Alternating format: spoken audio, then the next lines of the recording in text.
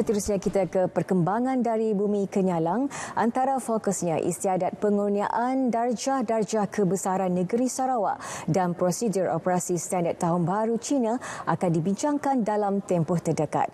Perinciannya kita terus saja bersama Vanessa Mering. Vanessa, silakan. Ya, Tika, seramai 111 penerima dikurniakan pingat dan darjah-darjah kebesaran negeri Sarawak oleh Yang di-Pertuan Negeri Tun Pehin Seri Abdul Teck Mahmud di Dewan Besar Astana Negeri hari ini. Istiadat dimulakan dengan pengurniaan darjah Yang Amat Mulia Bintang Kenyalang Sarawak, Johan Bintang Kenyalang kepada dua ahli Dewan Undangan Negeri Adun.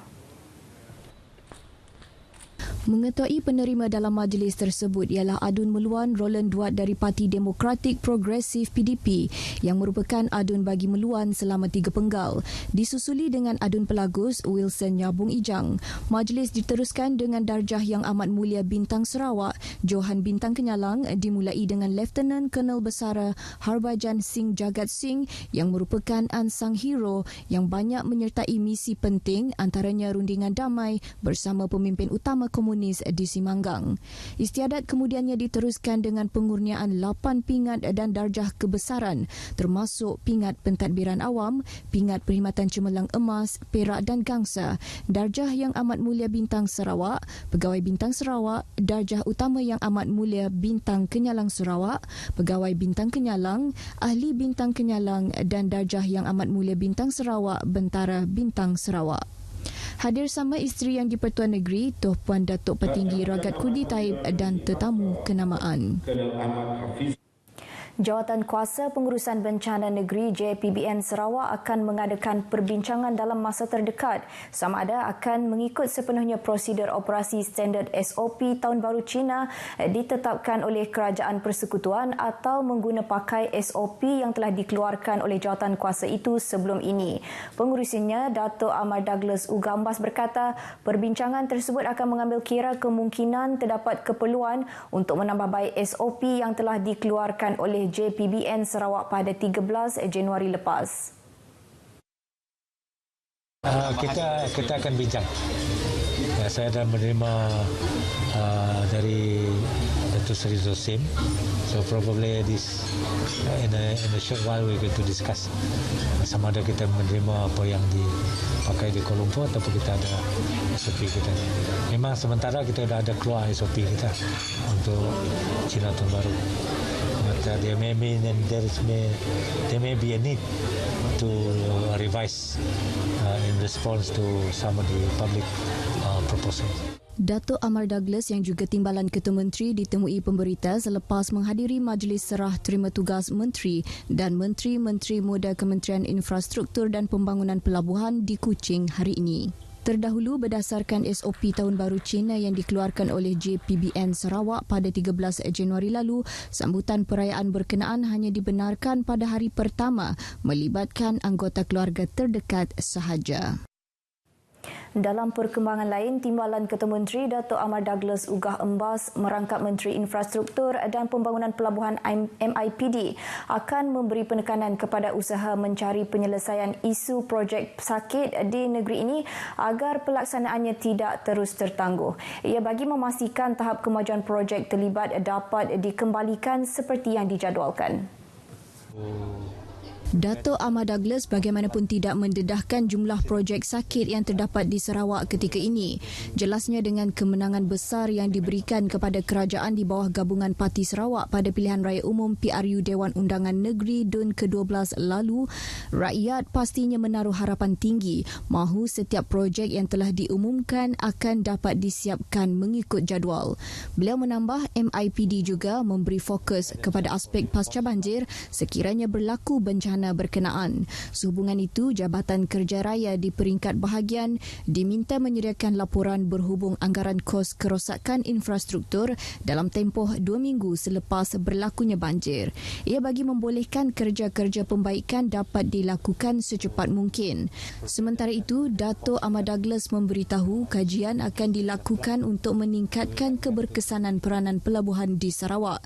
Katanya pelabuhan memainkan peranan penting dalam usaha Sarawak Sarawak mencapai misi negeri berpendapatan tinggi menjelang 2030. Justru pengurusan pelabuhan perlu bersedia untuk melakukan pemodenan, berinovasi dan mengadaptasi teknologi baru. Beliau berkata demikian kepada pemberita selepas menghadiri Majlis Serah Terima Tugas Menteri dan Menteri-Menteri Muda MIPD di Kuching. MIPD sebelum ini diterajui oleh bekas Timbalan Ketua Menteri Mendiang Tan Sri Datuk Amar Dr. James Jemut Masing dan dibantu oleh Datuk Julaihi Narawi selaku Menteri Muda. Pada pengumuman barisan Kabinet Sarawak selepas PRU DUN Sarawak ke-12, Datuk Amar Douglas dilantik memegang portfolio berkenaan bersama dua Menteri Muda iaitu Aidil Larry Wu dan Datuk Majang Renggi. Beberapa langkah sementara telah diambil bagi mengurangkan kesesakan di sepanjang Jalan Kuching Samarahan Expressway selain mengambil kira kesukaran yang dihadapi pengguna jalan. Jabatan Kerja Raya JKR dalam kenyataan medianya memaklumkan ini termasuk mengatur agar penyedia perkhidmatan mengambil alih kerja-kerja penyelenggaraan jalan tersebut yang mempunyai banyak lubang. Selain itu, Kementerian Infrastruktur dan Pembangunan Pelabuhan juga sedang bekerjasama dengan pihak polis Diraja Malaysia bagi meletakkan pegawai trafik di bulatan-bulatan sepanjang laluan tersebut bagi melancarkan pergerakan trafik. Menurut JKR lagi, pihak penyedia perkhidmatan kini bekerja 24 jam dan sentiasa memantau jalan-jalan yang berlubang agar kerja membaik pulih dapat dilaksanakan dengan segera. Namun, keadaan cuaca pada masa ini menyukarkan kerja-kerja tersebut dan pihak penyedia perkhidmatan akan mengambil langkah penyelesaian jangka pertengahan dengan menurap bahagian jalan berlubang berkenaan. Projek menaik taraf Jalan Kuching Samarahan Expressway yang melibatkan 5 bulatan mula dilaksanakan pada 15 Oktober 2020 dan dijadual siap pada 14 Januari lepas. Namun ia gagal disiapkan walaupun pelbagai usaha penyelesaian telah dilaksanakan dengan pihak kontraktor. Notis lalai telah dikeluarkan terhadap kontraktor pada 13 Januari tahun ini. Namun ia gagal disiapkan walaupun pelbagai usaha penyelesaian telah dilaksanakan dengan pihak kontraktor. Notis lalai telah dikeluarkan terhadap kontraktor pada 13 Januari tahun ini. Orang ramai boleh menghubungi JKR menerusi talian Roadcare WhatsApp di 011-1717-1777 untuk membuat aduan.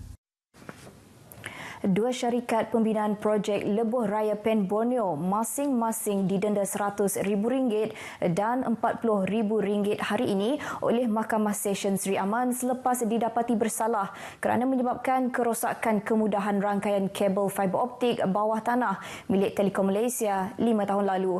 Hakimnya Muhammad Yasir Muhammad Nasri telah menjatuhkan hukuman terhadap Naim Gamuda Naga JV Sendirian Berhad dan Endaya TRC PK JV Sendirian Berhad sebagai orang kena saman OKS selepas syarikat terbabit yang diwakili oleh wakil masing-masing mengaku bersalah atas pertuduhan tersebut.